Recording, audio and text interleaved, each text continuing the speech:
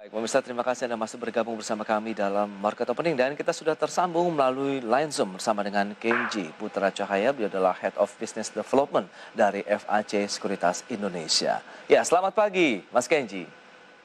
Selamat pagi, Pak.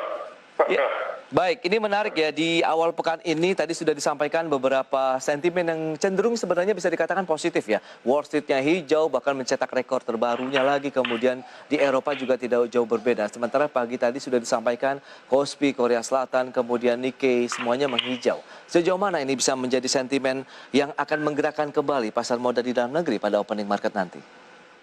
Oke, kalau kita lihat dari Eropa, dari Amerika, dan juga regional di Asia itu Ya. sudah mulai rebound dalam arti pasca pandemi ini, masing-masing negara sudah mengalami pemulihan dari ekonominya masing-masing. Kalau dari Eropa yang perlu kita cermati itu, dari Jerman itu ada pertumbuhan ekspor itu sudah 11 bulan berturut-turut ya. Jadi Oke. sudah ekspansi 11 bulan berturut-turut.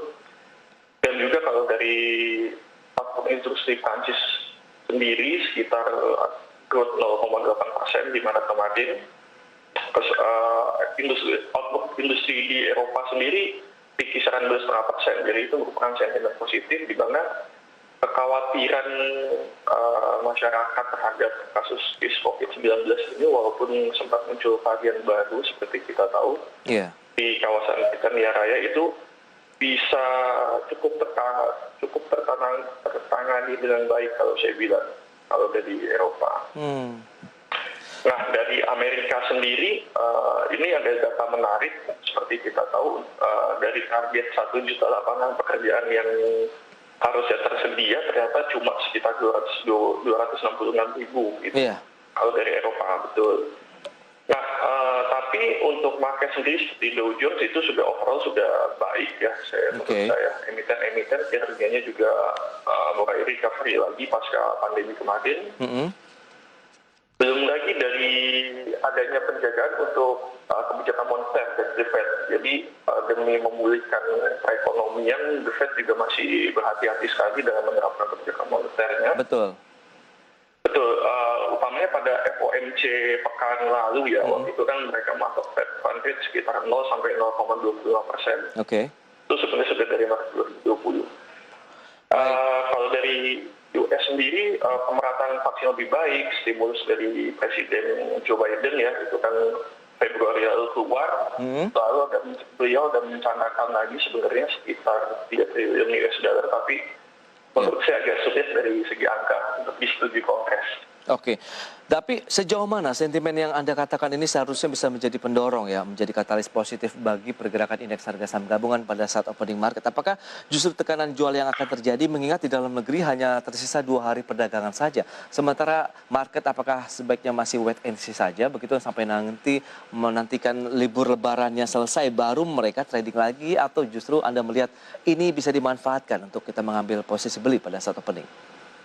Oke, kalau dampaknya sendiri terhadap market domestik sebenarnya dengan adanya kebijakan stimulus tadi dari Presiden Joe Biden ya, itu yang lebih pro rakyat kalau orang-orang sering mention itu karena dia menaikkan pajak perusahaan itu sendiri kita harapkan dapat menambah foreign cash flow yang akan masuk ke dalam negeri.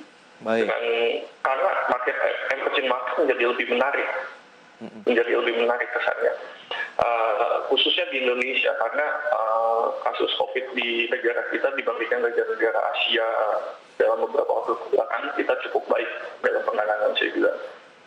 Belum lagi data pengangguran tadi, laporan data pengangguran itu membuat dolar kan jatuh ke level terendah itu selama 5 bulan ini, sempat 14,80 kan di rupiahnya, itu cukup baik untuk sentimen data domestik kita.